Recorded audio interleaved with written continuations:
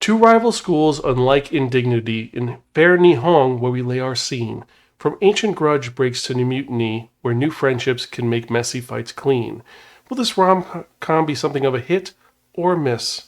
So let's sit back, relax, and find out, shall we?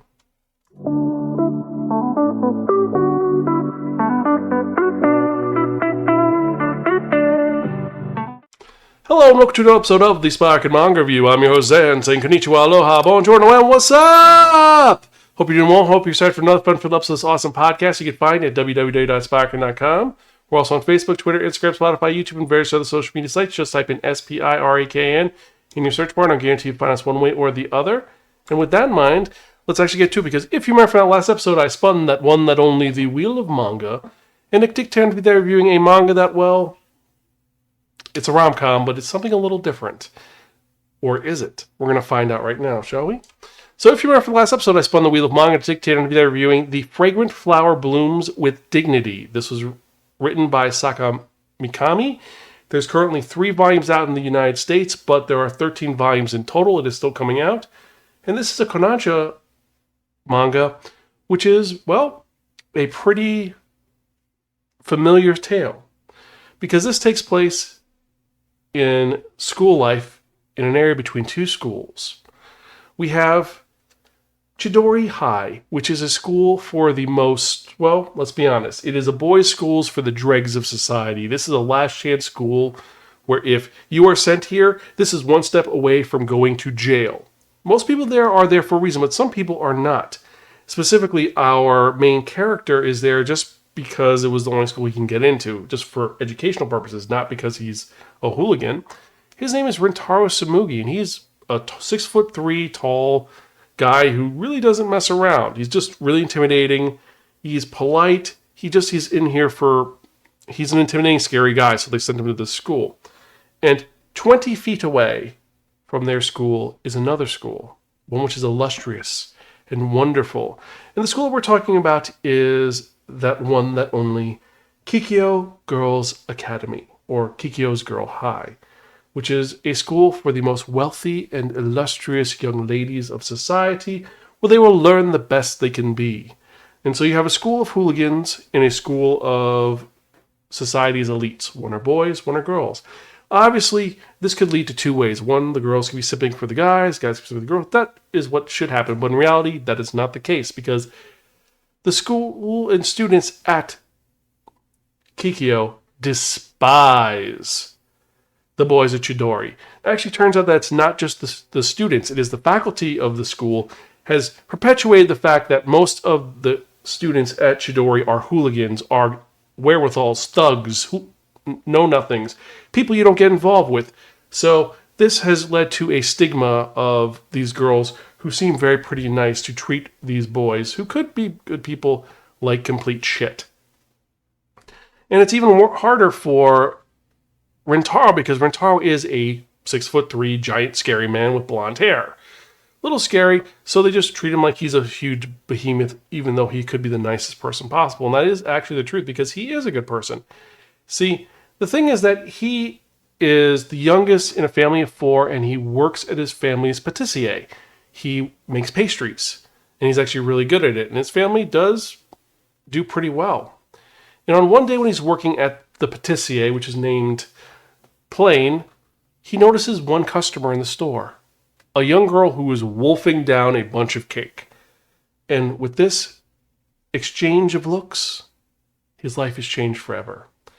We are talking about the young girl named Waguri Kaoruki, one of the regular customers at Plain who eats way too much pastries.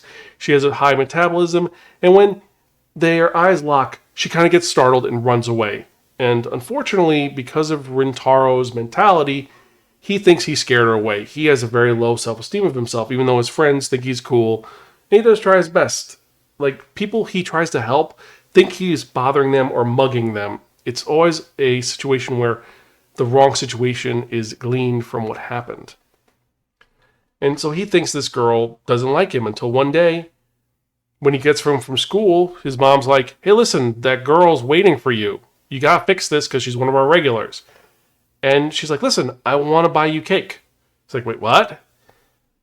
And it turns out she wants to treat him to cake at his own restaurant. Odd enough. It's because she likes him. She liked the way he looked at her, and she never felt like that.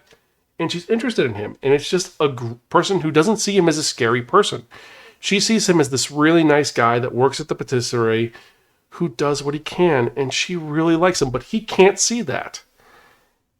And even though she's a total glutton, and she's very sweet, very nice, and she's 4'11", so you already see the difference in size here. But from here, turns out that she really likes him. She admits it. They're going to become friends, maybe, maybe not, until as he tries to walk her home, he gets scared because he's afraid that she's going to think he's just a big scary guy with her, so he leaves her alone. She gets accosted by some hooligans who were bothering Rintaro earlier, and Rintaro ends up saving the day and getting punched to save her. And she says, I don't see you as a scary person. You're a good person. I don't know why people say you're a scary person. You're nice and noble, and thank you for being so kind. And it's a great moment of when people talk shit about Rintaro, and she's like, you shouldn't judge people by how they look. It's their heart that matters, and he is one of the kindest souls possible. So she really cares about him, and it's a great moment if he has someone who actually is a champion for her, and it makes him happy, makes her happy.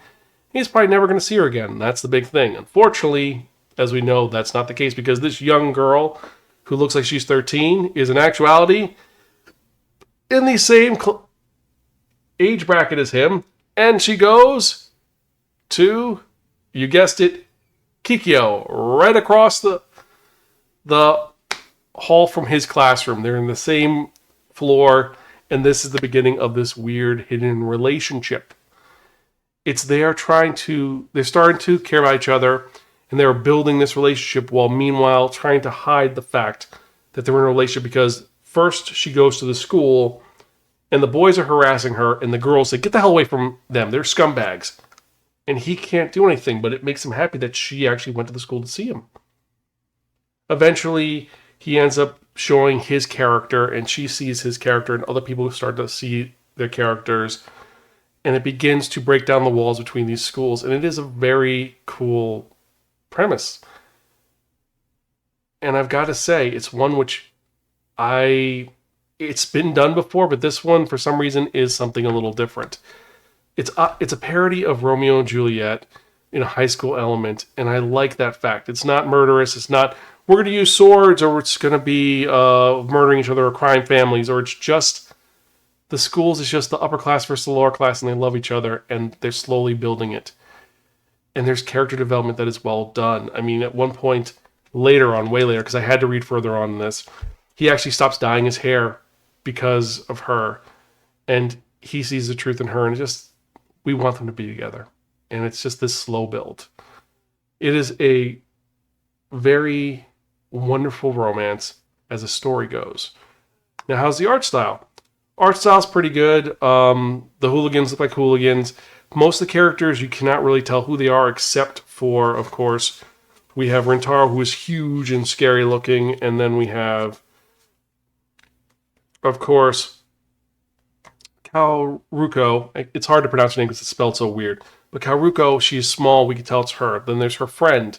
We know her friend is her friend because she has silver hair. But then other characters, we have to kind of build up to who they are. But the art style's all right. Character design is well done. I've heard inklings this is getting an anime adaptation, so this might be well done. I do like this one, and for a kodansha property, this one does do something a little different. Negatives, it does take a while to cook to get to where it's going, but once it gets there, it's well done. You're only getting 5 chapters per volume. That's about it. So for that reason, I actually have to give this our second highest rating. Oops. Well, from friend, don't return unless offered Pocky. This is a really good manga. It is well written. It just, it's not going to be for everybody. Some people are going to love it, some people are going to hate it, and some people are going to think it's just very odd. But it is worth checking out. It really is. And that's what I've got to say about this. It is a well-written and fun manga. It's very romantic and sappy. Now, here's the big question. Is it as good as Sign of Affection? No. That does something completely different because they're college students. There's the whole issue of her being deaf. That adds a whole new dynamic to it. This is literally just essentially Romeo and Juliet with some other elements, like her best friend hates him because she wants to protect her best friend, but he wants to protect his best friends. And I will say this. She respects the fact that when she asks him straight up, if I ask you to, will you not see her again? He says, I can't do that because I care about her and it'll make her happy. And I like that he puts her feelings first. He puts her feelings first above his own. He puts everybody's feelings above his own, and that I like about him. But it's not as good as Son of Affection. It's not as good as a couple of other ones we've talked about this year. One second.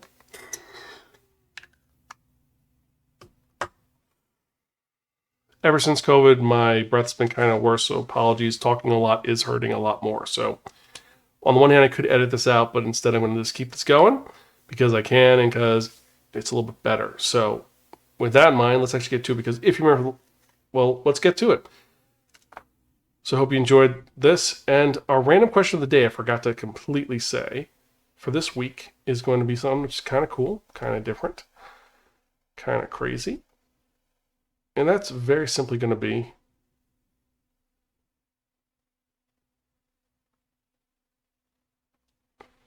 do you have any different expectations from this manga? Hearing that it is a adaptation of Romeo and Juliet, do you like it? Do you not like it? Do you think this is going to be garbage? What do you think? Let me know. Email me at zanspiraken.com or tweet me at Spiraken. Let me know your thoughts. And with that in mind, let's actually get to the manga releases for the week because we've got some fun ones this week, some that are kind of crazy and weird. Starting off with After School Etude, Volume 1. At 2500 in Akasaka. Ayakashi Triangle, Volume 11. Before You Discard Me, I Shall Have My Way With You, Volume 2. And this is going to be, of course, the light novel, not the manga. Then we have Call to Action, Defeating Dungeons with a Skill Board, Volume 8. Chainsaw Man, Volume 16. Dark Gathering, Volume 9. Handsome Girl and Sheltered Girl, the complete manga collection. Hunting in Another World with My Elf Wife, Volume 5.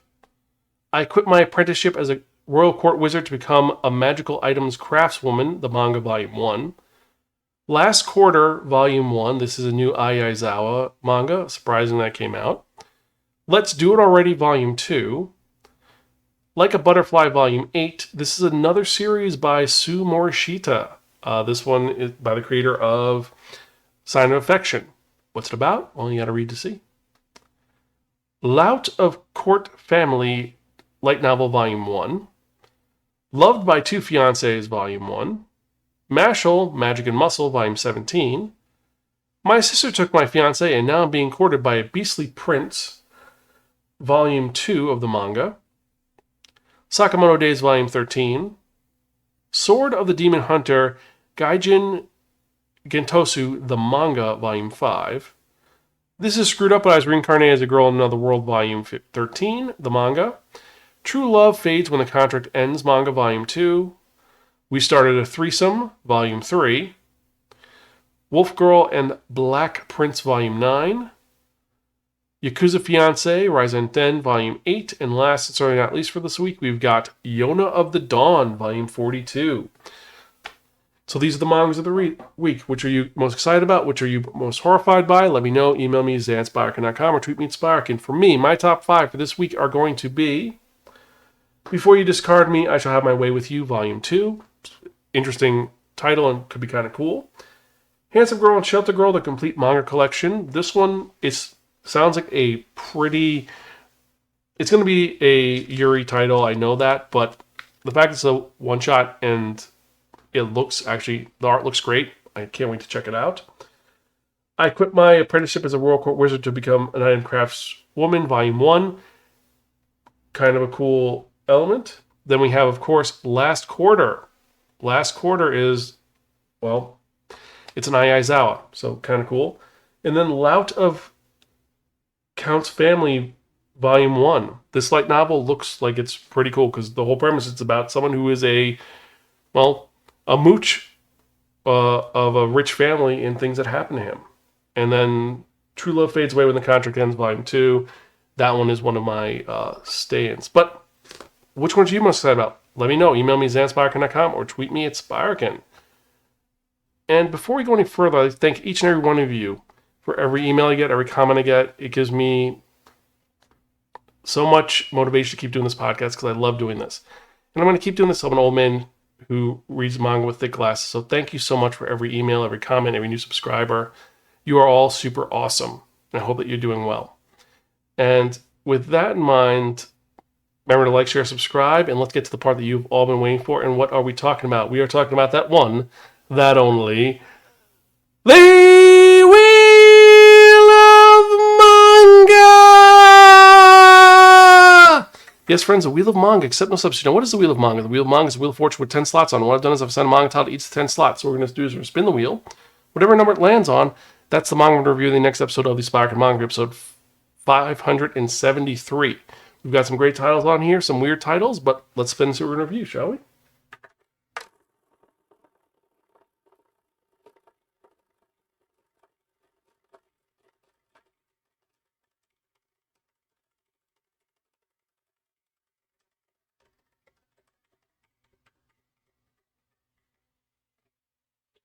Blue Wolves of Mibu, number 10.